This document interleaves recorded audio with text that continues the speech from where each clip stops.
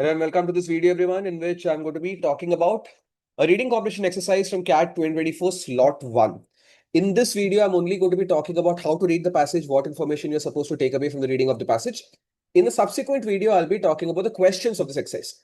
So watch this video first, then go to the questions video, and I will be linking that video in the description of this video. Right.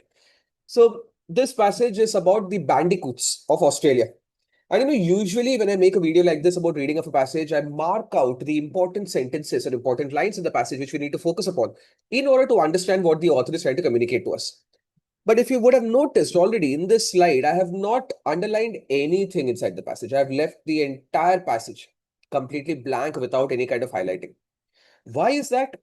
Because generally, I underline sentences which will help us understand what is the author trying to say, what does the author believe in, what does the author not believe in, what does the author recommend, not recommend, support, oppose, like, dislike. The thing is, there is nothing of that sort in the passage. The author writes about the Australian bandicoot, and the author is only giving us details of the bandicoot. The author is first telling us how the bandicoot looked like, what led to their disappearance from the main islands, and what all things are being done by conservationists in order to increase the population once again.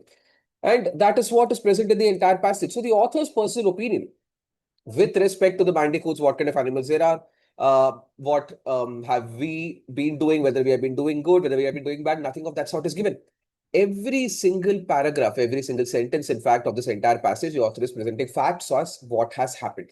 The opinion of the author is missing. That is why I have not underlined anything. You can just, in fact, read the passage entirely without thinking about the passage to a greater level of depth or having an emotional connection with it. If you understand surface level, the meanings of every single sentence of this passage, you have read the passage well enough to answer questions. So this is a fact-based passage, which is rare in the CAT paper. But CAT 2024 surprisingly had a few of them. And this is one of them in which bare facts were presented to us about a topic of discussion, which is Australian bandicoots. It's about what all things represent them in terms of their physicality, what all led to kind of their almost extinction, then what all things conservationists have been doing with respect to improving their population, then how do they also contribute to the ecosystem of the deserts of Australia. That's what the entire passage is about. Now, a few things that I want people to understand about this passage or take away from this passage after finishing reading it is that the word count for this passage is 470, which is way lesser, way shorter than what average length of reading comprehension exercises are, which is around 500 words in the CAT paper. So 470 word long passages are pretty short, and plus the passage is factual. So that is going to definitely contribute towards making the passage easier and quicker to read. It has been picked up from Smithsonian Magazine, one of the most common sources, one of the most frequently occurring sources for CAT reading comprehension exercises. This one has also been picked up from an article in the Smithsonian, but then that article is actually much more longer, and in that the author goes into a few opinions about the bandicoots. But in the scope of this passage, it's a pretty simple read.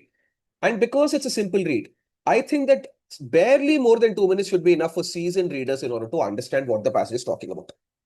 Some people might take a lot of time. So maybe the average reader these days with a declining reading habit, I would be okay with students telling me that they took up to 200 seconds to read the passage, slightly more than 3 minutes.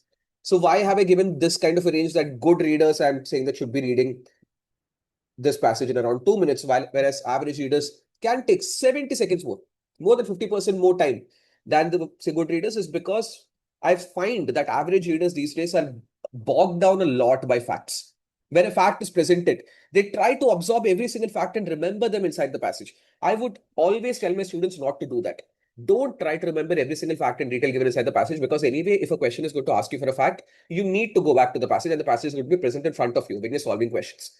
So I can understand average readers taking a lot of time, but my encouragement or words of encouragement that I can provide to such readers is that if you come across a lot of facts, read them.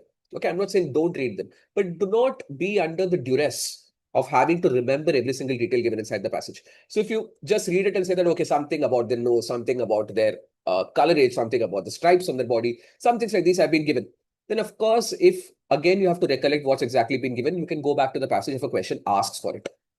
Right. So I've seen that good readers do not get bogged down by facts a lot. They move through facts very, very quickly. And if you do that, I think slightly more than 2 minutes, less than 2.5 minutes, you should be taking to finish reading the passage.